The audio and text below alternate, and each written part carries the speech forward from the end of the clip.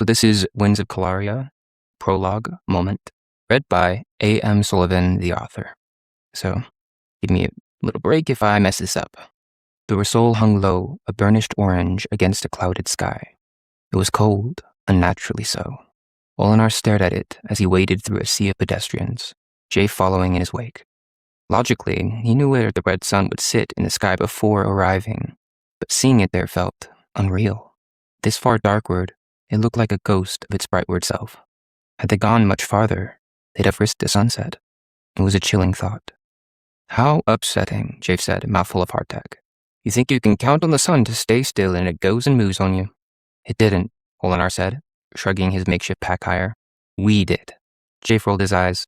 Obviously genius, but it still feels wrong. And it did. But Olinar wouldn't give the little bastard the satisfaction by admitting it. The months-long trip across the lakes wore his patience as thin as paper. At least they were finally here. 10-storied red brick buildings towered over a bustling dock writhing with life. Vendors' booths lined a massive boardwalk, shouting their wares to pedestrians and disembarking passengers equally. Hells, they'd come right up to the gangplank when they disembarked the Wind's Luck. They all knew what everybody knew. In Novo Chicago, anything was possible. The engine he carried? It was his anything. His dream. Hunched forward, neck pinched, the weight of it dug into his back. Dreams were damned heavy. Far overhead, a sluggish blade eclipsed the red sun. Olinar's jaw nearly touched the cobbles. It was a clock face the size of a Halora, but set into the back of a windmill. A clock tower. It thundered alive, chiming 8 times, ending with a coupled whistle. 8 chimes, 2 whistles. Shit, Olinar said. An hour until curfew. Curfew? Jave said. Olinar gripped Jave by the wrist and shouldered into the current. Out of the way! The sharp pedestrians scattered like startled tutu as they lanced past the masses. The sky spat chilled drops as a thick wall of clouds darkened overhead. Hoods up, the crowd continued on their business like the rain wasn't there. Olinar and Jave sheltered beneath a storefront awning as he fished out his folded map of the city, tracing a finger from the port to the nearest station. Jave puffed, hands on his knees. What's going on? Why don't you listen? Olinar said. I've told you 100 times how it works. What's 101 then? Jave said. Bottom line? Olinar folded the map and stuffed it away. There is 1 hour before the entire city shuts down. We miss our ride. We're walking. Now keep up. A path fresh in his mind, he led them to an alley, cutting diagonally to the radial street up the chain. A whistle sliced through the bustle, pushing him faster. Bursting out into a crowded intersection, they skidded, searching. A rumbling tone shook the ground like thunder. A Halora. Thick, overlapping plates like armor encased a massive creature, while each of its 6 legs was as wide as a Mastarian was tall. A network of harnesses and straps connected it to a 3-bay metal tram. They made it. Upping the tram steps, a stout Lashar woman held out a hand. Her flat-topped hat strangled the small head like squeezing a ripe fruit. Fee, she said, spearing her palm. Olinar looked at Jave, who shrugged. The woman sighed. 2 golds. Olinar pulled out 2 citrine dice and handed them over. She rolled her eyes at Jave. A piece, she droned. Jave sucked the air. Really? Really. Jave set his jaw. It should cost me half. I mean, I'm half the size, right? Mastarian Lashar, she said in a monotone. Everyone pays the same rate. Olinar snagged 2 more gold cubes and handed them over before Jave could think of something witty enough to get them thrown off. Boarded and settled, Olinar relaxed into the stiff leather cushions. A group of men unhitched the Halora and led her away. Olinar sat up in his seat. Jave chuckled. Relax. He pulled off his hideous city cap and set down his satchel. I'm sure they know what they're doing. The conductor blew her whistle. Pedestrians scattered from the track ahead. The tram lurched into motion. Olinar scoffed. What powered it? Too curious to resist, he swung open the glass window and peered out. Sails snapped open on hinged frames attached to the roof, dragging the tram forward like a ship on rails. Perfect for a city this close to the Terminator, where the wind always blew. Get out of my window or you'll lose a head, the conductor screamed. Olinar slumped into his seat, a smile on his face. They were here. They were really here. Crowded streets edged past the window. Firelight flicked from street lamps, dancing on the slick street. Industrial districts with columns of smokestacks infused the air with heat and sound. The sky cleared, for the sidewalks changed from cobbles to white marble, and houses gave way to stunning manors. All the while, Jave sat quietly. Strange. Olinar nudged him with an elbow. Jave ignored him. Another elbow. Would you stop that? Want to rehearse our pitch? Absolutely not, Jay said. We've done it 1,000 times. Olinar grinned. What's 1,001 then? Jay glared. That was one more than your mum could handle. Olinar considered clobbering the little mite. Jay beamed, begging him. So help me, Olinar shook a fist. If we were of similar size, why make excuses? Come on, don't be shy. Jay pointed it to his raised jaw. Right here, you bastard. Give me your best shot. Olinar was a compressed spring, ready to release. What's your problem? The streets of Central slid past, tense. Jay finally lowered his chin. You're right. Sorry. This place, it's got me feeling sort of down. Olinar recoiled. Down? How? He stabbed the window with a finger. Look, man, we made it. Mystarians dressed in rich fabrics strolled the pristine sidewalks, shopping at beautiful storefronts or pushing large wheeled strollers. Wealth, prestige, strength. A rich history was in every stone and corner. Beautiful, Jave said quietly, but I think we're seeing differently. He nodded at a Lashar man carrying a Mystarian woman's bags, 3 in each arm, every bag half as tall as the man. Close by, another Lesh laborer scrubbed those pristine sidewalks on hand and knee. Olinar hadn't noticed them. Why hadn't he noticed them? And at the docks, Jave said, did you see how scared they were? Of you? If I had tried pushing through like that, I'd have been in 3 fights, at least. Probably a few stab wounds, too. I mean, just look at this damn chair. Jave's legs dangled off the road seating, like a child's might. I don't think the city was built for us, Ollie. Olinar frowned. Jave chuckled, leaning his forehead against the glass. Olinar bit the inside of his cheek. I'm sorry, he said. Life isn't fair. But that's why we're here, no? He clasped Jave's shoulder. For a better world? Or maybe just a different one. Jave stared out the window. Olinar reached out, placing a hand on Jave's shoulder. You trust me? Jave scoffed. About as far as you could throw me. Olinar squinted. Damn. I don't know if I trust myself that much. Jave slugged him. Don't go abusing it. They relaxed as stops came and went. The city slid past the windows, becoming disordered and dirty. The streets wound into unpaved, muddy messes. It felt like a different city. You sure this Uelan fellow is heavy? Jave said, eyes scanning the rough exterior. Olinar dug at his cuticles. Pretty sure. The Zirashi merchant had made a name for himself through small dog investments, consistently choosing winners over losers. And the opportunity they pitched was on an entirely different scale. He would be an idiot not to invest. And you told him everything, Jave twisted in his seat. About us kindled. He still wants to see us? And he still wants to see us? Well, Olinar hadn't told him everything. After 20 consecutive rejections, he started leaving out one particular statistic from the pitch letters. But it wouldn't matter. Once they see what we have, he said, they won't care. Jave grunted, turning back to the window. Tram squealed to a stop. The conductor stood from her chair and walked across the tram aisle to the leeward chair. Everybody off. Tram's closed. Go home. Olinar and Jave waited until everyone disembarked before lugging the engine up. The conductor stood in the aisle, blocking their path. You're not from here, are you? She said, spitting a wad into the street. Olinar cleared his throat. How could you tell? She sniffed. Do you know where you are? This place? She gestured to the stink in the mud at the bottom of the steps. It ain't for the faint. It'll eat that pretty face clean off. Olinar smiled. We know what we're doing, ma'am. Don't ma'am me, she waved her hand. Bah, you're cutting into my free time. Go on, get moving. Jave shot out of the tram into the chaos. Olinar's first step left him ankle deep in mud. He struggled to keep up as he tried not to lose his boots. The structures lining Shandy appeared nearly straight, with hardly any discernible curve in their course. People of all colors and sizes bustled through the glop on evening business, pulling handcarts, toting baskets, or manning food stands along the frontage, the sizzling smells wafting over the busy. Olinar trudged onward, up some squeaky wooden stairs onto the frontage. He breathed relief as his feet exited the slop with a pop. Jave turned, waiting for him to hurry. Let's see you carry this thing, Olinar grumbled. 3 miles later, sweat stung his eyes, and he wiped them free with his jacket sleeve. His legs cramped, and every jolting step sent the engine digging into his back. They rounded a corner to a metal door painted bright red. This is it, he said, utterly spent. He nearly dropped the engine, holding out his fist to knock. Hurry, check it. Yep, big red door, Shandy, W12, B160. Olinar rapped twice and waited. The door swung inward into a smoky room. A man came out to meet them. ducking to clear the door's header. Olinar wasn't short. He was taller and broader than the average Mystarian, and strong from years of working metals.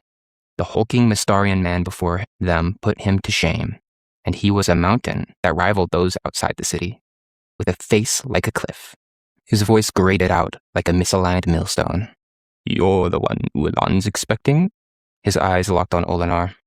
"Yes, we are," Olinar said, breathless. "Can we come in?" "Follow." The mountain turned back and creaked up some stairs. Olinar lugged up the engine and followed, with Jafe close behind. Inside, it smelled like sweat and incense. The smoke grew thicker with each step. "This doesn't feel right," Jafe said, fingering his coat sleeve. Olinar placed a hand on Jafe's shoulder. "Don't worry, we can do this." Jafe swallowed, eyes skimming the red door exit. The mountain turned to them as they lagged. "If you stare, you pay." Ahead, partially hidden in the smoke, 3 naked Lashar women, draped over a Mystarian man like ornaments. It was a brothel. They were pitching humanity's future in a brothel. Jafe stepped in front, smiling. "Could we perhaps reschedule? Only the true blood may speak." The mountain cut in. Olinar's lip curled. "We're leaving," he snapped. They turned to do just that. 3 massive Mystarian men rounded the staircase, blocking the way. The mountain spoke. "You will present, and you will hope you do not waste Ulan's time." Olinar swallowed. "Come on," he said, feigning calm. "It'll be fine." After another flight of stairs, more half-naked Lesh women, and smoke, they arrived. The mountain swung open a door and gestured them in. It was an opulent room, its walls draped with paintings and furs, and its floor thick with velvet. A fireplace in the corner kept it cozily warm. "Welcome!" A man in a clashing combination of colors stood behind a hardwood desk. That mustard overcoat and teal shirt made Olinar's eyes want to vomit.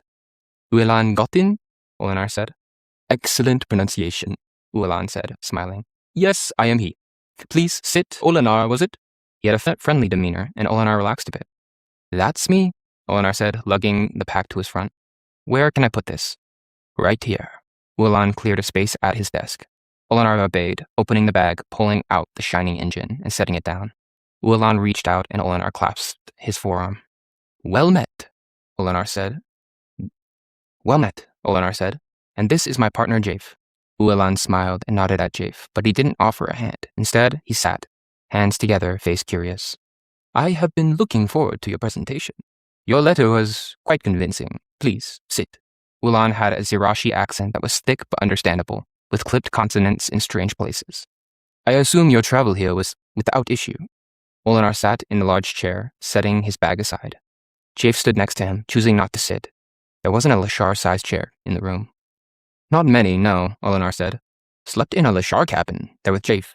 Saved a few stones, but now my neck is as stiff as a brick." Ulan clicked his tongue. "A Lesh cabin? You really did come a long way." His eyes flicked to Jafe, then back. "A man of your talents shouldn't have to make those kind of compromises. Not for long, anyway." Olinar grinned. "I don't mind." A pendulum clock ticked in the corner. "Gentlemen," Ulan said, hands out. "The table is set. Do not waste it." "Jafe, the vial?" "Sure," Jafe said, pulling it out and handing it over. With a deep breath, Olinar began. "I know it doesn't look like much, but this is full of moment." He held up a vial of organic emulsion. To Olinar, it looked a bit like pond scum, but it held great potential. Jafe had harvested it himself. Ulan sighed. "Magic? This is what you bring me?" Olinar nodded. "I know what you're thinking. And yes, channeling moment is notoriously difficult and rare. The kindled, Ulan said. "It's my name for the moment sensitives," Olinar clarified. "They're becoming more common, and we intend to harness that market before someone else does. Our proprietary design pulls the moment into the boiler with practically no losses." "No losses?" Sounds unreasonable. It does. But lucky for us, moment doesn't appear to follow the same rules as most energies, Olinar said. It seeks order. It can be stored, moved, and used without loss, provided the container can hold it. It truly is an incredible. Ulan lifted his hand. Olinar's words dried up. Ulan grinned. "Let us, how do you say here, cut the shit. No more explanations, show me. Then we talk." Loud moans and some banging carried from the adjacent room. "I think we can do that. Jafe?" Jafe nodded and downed the vial. Olinar stood and filled a chamber with water, handing Jafe a thick leather glove. Jafe placed his palm onto the pressure chamber and the engine whistled as he forced Moment into the boiler, generating heat and steam. As the pressure needle bobbed higher, the engine spun to life, higher, hotter. It whirred even faster, too fast. Jafe was pushing it way too far. I think that's enough, Olinar said. The whirring slowed and stopped. The room was silent, save for the distant groaning. I'm impressed, Ulan said. But there is a hell in the details, no? Ulan picked up a pitcher and poured a glass of crimson. This technology is based on the fuel, this moment, as you call it. Can you get enough of it? Olinar brightened. We already have deals with multiple Brightwood farms. All we need is the funding. Good, Ulan said with a sip. Supply chains are so often ignored. And what of the engine? Olinar beamed. On average, we get about 125 halorics per vial, enough to run this engine for 2 hours under maximum load. More if I can improve the mechanical efficiency. And these kindled, Ulan said. How many are there? Olinar tensed. He needed to choose his words carefully. About 1 in 100. Ulan coughed on his sip. That common? More common in Brightwood towns, but yes, Olinar said. This? Ulan tapped the desk with his finger. Yes, very promising. Too good to be true? Nope, Olinar said, excitement bubbling over, pulling out his diagrams and calculations. We can go over any of the particulars if you want. Ulan raised a hand. Fine. Let's say I believe you. What is the catch? The catch? Olinar swallowed as he spotted Jafe grinning. Why come to me of all people? Ulan said. I am under no illusions. My establishment is not at the top of the list for inventors. Typically, I get small things. Useless baubles mostly, but this, he stared at the engine. Surely you reached out to others before me. Olinar looked to Jafe. Jafe chuckled. You want to tell him, or should I? Olinar scrambled, thinking of anything else but the real answer. Harvesting so many plants may have an ecological impact, Olinar said. We still need to explore the ramifications of large-scale farming in the area. Ulan rubbed his eyes. Do I look like someone who cares about ecological impacts? What I am asking is why you came to me specifically. Why bring one of them? He glanced at Jafe. Instead of a Mastarian kindled. Surely you know how that looks. Olinar shifted in his seat and swallowed. He is my best friend. He helped me develop. The wine glass shattered against the wall, splattering red everywhere. Do not lie to me, boy, Ulan said icily. I give you this courtesy once. Do not do it again, and you'll find I'm not as accommodating. I'll tell you, Jafe spat, voice dripping contempt. So let's just get to the good part, shall we? Olinar shook his head at Jafe as subtly as possible. Jafe ignored him. For every Mastarian kindled, Jafe said smugly, there are 100 Lashar. We outnumber you bastards 100-1. Silence. Ulan's gaze flicked too quickly at the brute at the door. A smile remained, but something sinister settled behind those dark eyes. This is true. Yes, Olinar smiled, trying to disarm the tension. Would that be a problem? We know some Astarians with the talent if that. Ulan stood abruptly, waving to the mountain. The door slid closed with a click. Footsteps thumped behind them, the brute's body casting a long shadow. Olinar dared not move, not breathe. Jafe stared at his feet, fidgeting with his coat sleeve. Ulan ambled to the cabinet and pulled out a cigar, lighting it in the fireplace. What do you think about stories? He puffed out a ring of smoke. Olinar blinked. What about them? Stories. It is how we make sense of the world. He ashed his cigar. This invention of yours has a story. You can see that, can't you? Olinar glanced about, searching for an escape. One door behind them, probably locked. 2 windows latched and shuttered. Nothing. It's fate, Olinar said, stalling. If not us, then someone else will do it. Fate, Olinar spat. What matters is what you can take. And this, he tapped the engine with his cigar, causes more problems than it solves. Olinar's foot tapped on its own. Ulan continued. Sure, in the short, I would be very rich. And why fight it? Olinar said, clenched. Balance, Ulan said, lifting one hand, then the other. Strength and weakness. He looked at each of them in turn. This makes sense. Add these kindled, order crumbles. The floorboards creaked behind them. Jafe glanced at Olinar, fingering that blasted sleeve again. Why was he doing that? Are we allowed to leave? Olinar asked, knowing the answer. I think not, Ulan puffed. For what it is worth, I am sorry. You understand, don't you? Olinar did, all too well. Ulan glimpsed behind them, to the mountain, a signal. You don't have to do this, Olinar rambled, more to talk than anything. This would change everything. Ulan exhaled a bored puff of smoke. Precisely my point. He put the cigarette out. He put out the cigar. No escape, no options. They were going to. Jafe surged forward and pressed a slender dagger to Ulan's throat. Where had he gotten that? We are leaving, Jafe said through his teeth. Now, if any of you try to stop us. Ulan struck out as fast as the wind, twisting the dagger and punching it into Jafe's stomach. A vicious push kick, and Jafe sprawled across the room, lying motionless. No! Olinar screamed, jolting to his feet. The mountain's arms wrapped around Olinar. He flew, smashing face first into the floorboards. Sparks danced across his vision. Disgusting lesh, Ulan spat. Deal with the true blood, Cain, but leave the little one for me. Hands wrapped around Olinar's throat, and with a squeeze that defied reason. Olinar wasn't a fighter. The son of a merchant, all he could do was kick and scratch, his nails digging into muscled flesh, tearing strips of skin free. It didn't help. The brute smiled, darkness folding in at the edges. A brilliant yellow brightened the mountain's face, highlighting that rotten grin. Then a terrible heat. Flame shot up the man's shoulder. He released. Olinar gasped for breath, hacking and coughing. What the? More coughing. Ulan chased a screaming mountain with a blanket, trying to smother the flames. Jafe limped over to him. Lit the bastard on fire. Blood soaked through his shirt, a deep black. The floor shook as the mountain thrashed on the carpet. Ulan wrapped a blanket around the flames to smother them. The mountain wept. Ulan turned, eyes wet, and that sadness contorted into a hideous rage. Kill them! Kill them now! Boots pounded up the stairs, definitely not watchmen. With no options, desperation would have to do.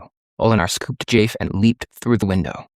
They soared in a shower of splinters and glass, the wind welcoming them, the sun as witness. Squish. The wind left sails, and his vision pulsed dark. He forced himself to blink. 3 stories up, he found the broken window, where 2 shutters slumped crooked on lone hinges. How the hells were they alive? As he flipped to stand, he understood. The blasted mud cushioned their fall. Olinar sloshed to stand. Jafe lay embedded in the filth, eyes flitting. Jafe! Olinar pulled his friend close. His shirt was crimson. Jafe's breath came short and wet. What a throw, he coughed, flecks of blood spotting his face. Come on, Olinar said, pulling him into his arms. You need a physician. The engine, Jafe managed. Fuck the engine. We can build another. Shouts swelled behind them. Olinar took off into the empty streets. Feet squished, heart pounded, sweat poured, and still nothing. Where there was a busy street before, it now lay empty, with windows shuttered against Rasoul for the night. Ollie, Jafe croaked. Promise me. Save your strength. Olinar sprinted through a narrow alley. On that first square, there were so many businesses. There had to be a doctor. They didn't have the stones to pay, but Olinar would find a way. Jafe mumbled something incoherent. Olinar leaned against a building, gasping. Think. Rain dripped down his face, mixing with the blood staining his shirt. A better world. Jafe coughed up more blood, too much blood. Promise. Hold on, you bastard, he said. Don't you dare. As Olinar ran, Jafe wheezed. 2 miles passed in a blur. There, a 4-pointed star, taller than wide, carved into a plank hanging above a plain brick building. Shuttered for the evening, Olinar pounded on the door. Open up, he screamed. We need help. A few minutes later, it cracked open. Please, Olinar said through tears. I'll pay anything. Eyes inside flicked to Jafe, then back. Sorry, we're closed. Try clockwise a mile. Click. Olinar ran until his lungs became forge fire and everything hurt. But he kept pushing. Almost there, he said. Just hold on. But Jafe didn't respond. Jafe? Olinar stopped running. He shook him. Nothing. No answer. Jafe stared distantly, as if in thought. Olinar felt the neck. Again. Nothing.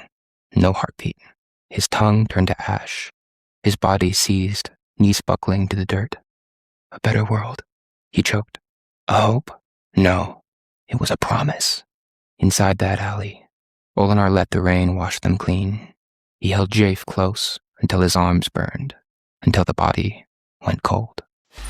Free audio post-production by alphonic.com.